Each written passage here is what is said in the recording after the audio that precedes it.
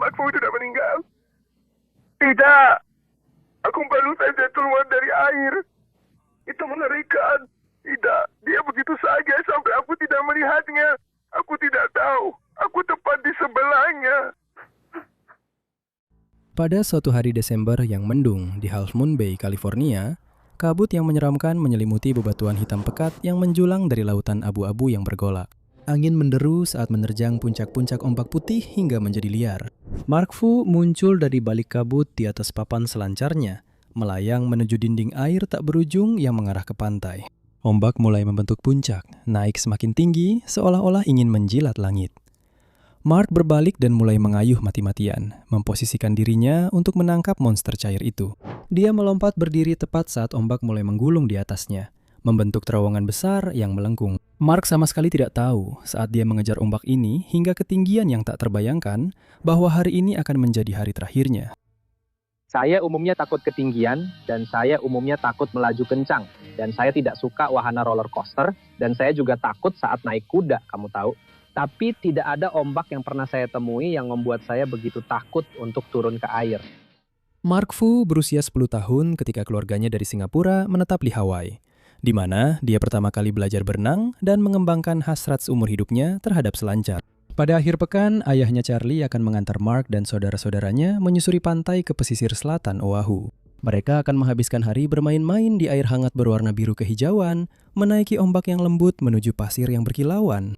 Pada akhir pekan yang penuh kebahagiaan di masa kecilnya itu, Mark benar-benar terpesona oleh laut. Setelah 2 tahun singkat menikmati surga, keluarga Fu pindah ke hutan beton yang dingin di Washington, D.C. Mark sangat terpukul, terpisah dari tempat pelindungan tropisnya. Hari-hari tanpa beban yang dipenuhi sinar matahari di punggungnya dan air di kulitnya pun telah berlalu. Di D.C., dia selalu merasakan tarikan laut, panggilan ombak yang tak henti-hentinya, ombak yang sangat ingin ia selancari. Pada usia 14 tahun, karena sangat ingin menjawab panggilan laut, Mark kabur ke Florida. Selama beberapa minggu yang indah, dia kembali merasakan kebebasan, menghabiskan hari-hari penuh sinar matahari berselancar di sepanjang pantai, sebelum akhirnya orang tuanya yang khawatir berhasil menemukannya.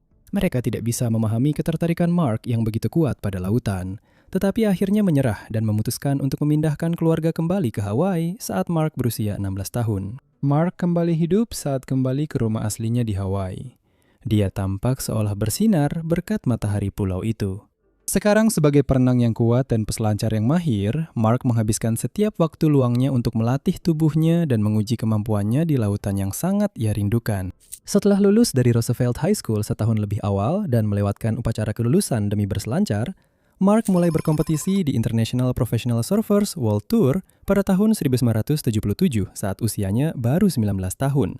Meskipun ia menunjukkan potensi, ia tidak pernah mencapai peringkat lebih tinggi dari 66 di dunia selama masa kompetisinya. Metode penilaian dan para juri gagal menangkap bakat alami dan hasrat Mark. Gaya kreatif dan inovatifnya tidak dihargai di arena kompetisi yang kaku. Pada awal tahun 80-an, Mark meninggalkan dunia kompetisi karena tidak puas dengan jalur tersebut. Ia ingin melampaui batas dan menaklukkan ombak bukan untuk mendapatkan nilai, tetapi demi sensasi mendebarkan saat menantang kekuatan lautan. Mark selalu tertarik pada ombak besar, merasa paling hidup saat menghadapkan tubuhnya pada dinding air yang menjulang tinggi. Sekarang, bebas dari batasan kompetisi, ia mengikuti panggilannya. Mark pindah ke pantai utara Oahu, pusat dari selancar ombak besar. Ini terbukti menjadi kanvas yang sempurna untuk tekniknya yang berani dan mengalir. Mark menaklukkan spot selancar terkenal di Waimea Bay dengan keterampilan dan ketenangan yang anggun. Dia melakukan manuver-manuver radikal naik turun di dinding ombak-ombak raksasa itu, memadukan atletisme dan seni. Para peselancar senior memperhatikan anak muda penuh percaya diri ini yang mampu bersaing di spot selancar mereka. Mark dengan sabar mendapatkan rasa hormat mereka. Pada tahun 1983, Hawaii dilanda gelombang musim dingin yang sangat langka, menarik kerumunan orang untuk menyaksikan ombak yang luar biasa. Mark melihat kesempatan untuk mencetak sejarah. Pada tanggal 18 Januari, dia mendayung ke laut di Waimea dan mencoba menunggangi ombak raksasa setinggi lebih dari 60 kaki yang memecahkan rekor Guinness Book. Mark meluncur menuruni permukaan ombak raksasa itu, tetapi papan selancarnya patah karena tekanan yang sangat besar. Mark terombang-ambing di dalam pusaran ombak yang berputar. Air yang menghantam dengan keras itu menguras habis udara dari paru-parunya dalam serangan yang tiada henti. Tepat saat penglihatan Mark mulai memudar, deru yang memekakkan telinga perlahan menghilang. Tubuhnya yang lemas diangkat dari laut oleh helikopter penyelamat. Meskipun Mark tidak menaklukkan ombak legendaris itu hari itu, keberaniannya tetap menjadi legenda. Bertahan dari hantaman dahsyat yang disebabkan oleh ombak raksasa yang mengamuk, semakin mengukuhkan reputasinya sebagai legenda selancar. Mark mengungkapkan filosofi hidupnya dengan sempurna setelah pengalaman nyaris meninggalnya. Jika kamu ingin sensasi tertinggi, kamu harus siap membayar harga tertinggi pula. Itu akan jadi cara mati yang glamor. Maksudku, itu cara mati yang hebat. Maksudku, kalau harus mati, aku ingin seperti itu. Kata-kata ini terbukti menjadi ramalan. Karisma dan gaya fotogenik Mark juga turut mendongkrak ketenarannya. Dia menjadi subjek favorit bagi para fotografer selancar dan tampil di lebih banyak sampul majalah dibandingkan beberapa juara dunia. Mark memahami kekuatan media. Sebagai anak-anak, ketika keluarganya tinggal jauh dari laut manapun, majalah dan film selancar menjadi penyelamatnya, memungkinkan dia terhubung dengan olahraga yang dia cintai. Sekarang, dia menggunakan pengaruh ini untuk meraih mimpinya. Dibayar oleh sponsor hanya untuk berselancar, Mark mengejar ombak ke seluruh dunia. Hawaii, California, Indonesia, Afrika Selatan, Peru. Dimanapun ada kabar tentang ombak raksasa, bisa dipastikan Mark akan segera menyusul. Pada awal tahun 90-an, Mark secara luas dianggap sebagai salah satu peselancar ombak besar terbaik di dunia. Tapi bahkan Mark belum tahu tentang ombak yang akan melambungkan karirnya, Mavericks, yang terletak di tempat yang tak terduga sebagai surga selancar di California Utara. Mavericks adalah rahasia yang dijaga ketat selama beberapa dekade. Tebing berbatu yang terpencil itu hanya bisa diakses dengan perjalanan yang berbahaya. Ombaknya sedingin dan tak kenal ampun lanskapnya sendiri. Jeff Clark, peselancar lokal, berselancar sendirian di sana selama 15 tahun, sebelum akhirnya memperkenalkannya ke dunia pada awal tahun 90-an. Ketika kabar tentang ombak dari kedalaman yang bisa menyaingi Waimea sampai ke komunitas peselancar, Mark tahu dia harus menjadi salah satu yang pertama menaklukkan monster ini. Itu adalah jenis kabar yang ditunggu-tunggu para peselancar ombak besar selama bertahun-tahun, dan jenis ombak yang banyak orang bertekad untuk taklukan meskipun berbahaya. Pada tanggal 22 Desember 1994, Mark terbang semalaman dari Hawaii ke San Francisco. Sehari sebelumnya, mereka mendapat kabar bahwa gelombang besar yang sangat langka sedang menghantam Mavericks. Ini adalah kesempatannya. Mark dikenal karena mempelajari pola cuaca dengan cermat, dan pilihannya yang didasarkan pada riset mendalam tentang gelombang seringkali membuahkan hasil dengan ombak yang menakjubkan. Namun ketika dia tiba pada tanggal 23, dia terkejut mendapati gelombang telah menurun drastis semalam. Ombak setinggi 50 kaki yang menggelegar dan terlihat sehari sebelumnya telah berkurang menjadi ketinggian muka ombak 25 kaki yang masih bisa dihadapi. Ombak-ombak ini masih sangat besar menurut standar normal, tapi Mark sudah pernah menunggangi ombak yang jauh lebih besar di Waimea. Dia bukan tipe orang yang mundur dari ombak apapun yang datang, jadi dia tetap mempersiapkan diri untuk berselancar. Bergabung dengannya untuk menghadapi kondisi berbahaya itu adalah sesama peselancar ombak besar Ken Bradshaw, Brock Little, dan Mike Parsons bersama fotografer Robert Brown untuk mendokumentasikan aksi mereka. Kelompok itu mengamati gelombang besar yang mengancam dari atas perahu yang mereka sewa ke Mavericks, mempersiapkan mental mereka untuk pertarungan yang akan datang. Setelah memutuskan untuk mendayung ke perairan yang bergolak, tidak ada jalan untuk mundur. Mike Parsons melakukan percobaan pertama, mengayuh papan selancarnya melewati garis pecah ombak. Dia berjuang untuk tetap menguasai papan selancarnya saat beberapa gelombang menghantamnya dari segala arah, menghantam dengan berat seperti 1000 truk. Setelah perjuangan putus asa selama 20 menit, Mike mengakui kekalahan, membiarkan jet ski pendamping menariknya keluar dari air yang berputar dan membawanya kembali ke tempat yang relatif aman di atas perahu. Ken Bradshaw adalah orang berikutnya yang mencoba peruntungan, meremehkan keganasan arus balik yang berputar di bawah permukaan air yang bergolak.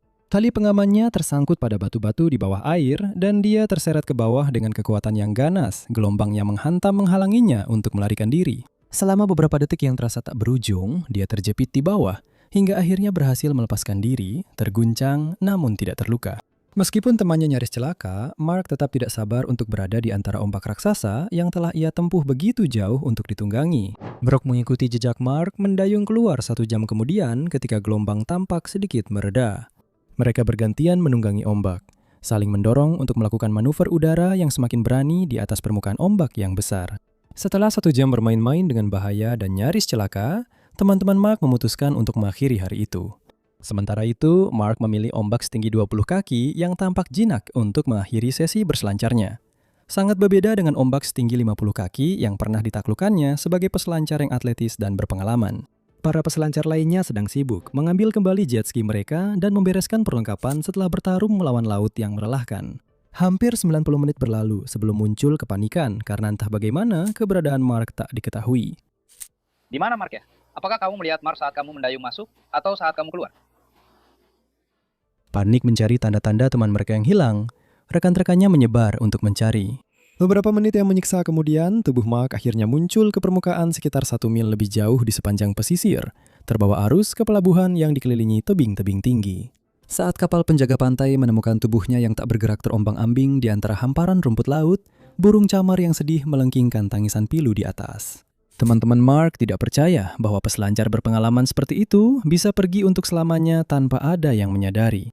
Saya mengalami perubahan dari perasaan sangat bahagia karena selamat dari kejadian itu dan hari itu menjadi perasaan terendah yang belum pernah saya rasakan sebelumnya. Kejadian-kejadian yang nyaris merenggut nyawa mereka hari itu kini terasa seperti pertanda mengerikan akan tragedi yang akan datang. Ombak yang terlihat dari pantai tampak kecil karena ilusi optik. Ombak Maverick pecah sangat dekat dengan bebatuan dan karang tajam di garis pantai. Dengan latar belakang langit abu-abu yang suram, sangat sulit untuk menilai kondisi sebenarnya. Namun begitu Mark mendayung keluar, keganasannya langsung terasa. Air yang dingin dan berputar kuat itu terasa hidup, seolah-olah ingin menghancurkannya. Mark merasa lelah karena perjalanan, tapi dia mengusir rasa letih itu, bertekad untuk tidak menyia-nyiakan kesempatan. Dia memilih ombaknya dan mendayung keras untuk menyesuaikan kecepatannya. Turunan di permukaan ombak terasa sangat curam tanpa akhir. Di tengah jalan, Mark menghantam bagian air yang berombak kacau tanpa diduga, membuat papan selancarnya tergelincir dari bawahnya. Dia jatuh bebas sejauh 25 kaki dan menghantam air dengan keras hingga membuat napasnya terhenti. Ombak itu tanpa ampun menghantam Mark, menahannya di bawah air dengan 3 hantaman berturut-turut yang menghancurkan. Pandangan Mark berkunang-kunang saat kepalanya membentur karang dengan suara retakan yang mengerikan. Mark terjebak di bawah air selama menit-menit yang terasa tak berujung, tidak mampu naik kembali ke permukaan. Setelah waktu yang terasa seperti keabadian, pusaran itu akhirnya berhenti. Tubuh Mark yang lemas mengapung ke permukaan, terbawa oleh daya apung papan selancarnya yang masih terikat di pergelangan kakinya. Saat kami mendekati papannya, kami menyadari bahwa dia masih terikat pada papannya. Dia mengapung, masih di permukaan. Kabar tentang kematian Mark yang mengejutkan di Mavericks yang kini terkenal karena reputasi buruknya dengan cepat menyebar di komunitas peselancar. Bagaimana mungkin seorang legenda berpengalaman seperti Mark bisa mengalami tragedi di ombak yang sudah ratusan kali dia taklukkan sebelumnya? Nada tidak percaya dalam laporan-laporan hari itu menunjukkan betapa terkejutnya mereka kehilangan salah satu peselancar terbaik mereka. Mark Fu bisa dikalahkan oleh ombak yang tidak terlalu besar, benar-benar tak masuk akal. Pergi ke sana dan melihatnya saja sudah sulit untuk mulai percaya bahwa semua itu benar-benar terjadi. Dan aku berlutut, aku berdoa, aku memeluk Mark, aku memegang lengannya, aku memegang dadanya, dan berkata, "Kenapa? Kenapa?" Penyebab resmi kematian, tenggelam. Penyelidikan atas kecelakaan yang sulit dipercaya ini menghasilkan beberapa wawasan. Pengalaman Mark mungkin telah menimbulkan rasa lengah. Lelah karena perjalanan, terbuai oleh ombak yang lebih kecil, Mark memilih jalur santai tanpa ketelitian biasanya. Mengenai hambatan di tengah ombak, Mark terlempar keras ke karang tajam di bawahnya dalam sebuah kesalahan perhitungan yang jarang terjadi. Tali pengikat yang menghubungkan Mark ke papan selancarnya kemudian tersangkut di bebatuan tajam, menjebaknya di bawah air. Terjepit oleh gelombang busa yang datang berturut-turut, Mark tak berdaya melawan amukan lautan. Kehilangan salah satu legenda mereka sangat memukul komunitas. Sekitar 600 orang menghadiri pemakamannya yang diadakan di spot selancar kesayangannya di Waimea Bay dan memberikan penghormatan atas hidupnya. Saat abu Mark ditebarkan di tempat di mana ia merasa paling hidup, beberapa orang mempertanyakan apakah mantranya untuk menerima konsekuensi terburuk telah menjadi pertanda kematiannya yang terlalu dini. Atau apakah ombak biasa secara tidak adil telah merenggut salah satu peselancar hebat pada hari itu. Para peselancar yang dekat dengan Mark tahu bahwa meskipun ada risiko yang melekat, ia selalu mempersiapkan diri dengan sangat teliti untuk mengurangi kemungkinan terjadinya bencana. Mark hanya sedang mengejar hasratnya ketika takdir kejam menghampirinya. Kematian Mark Fu yang mengejutkan di Mavericks juga memicu perdebatan sengit tentang keselamatan berselancar di ombak besar. Perairan Maverick yang terpencil dan sangat dingin serta terumbu karang bawah laut yang berbahaya menuntut keterampilan tinggi sekaligus meningkatkan risiko.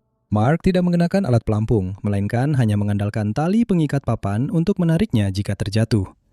Sebagian orang berpendapat bahwa tali tersebut justru gagal menyelamatkannya, bahkan malah melilit dan menjebaknya.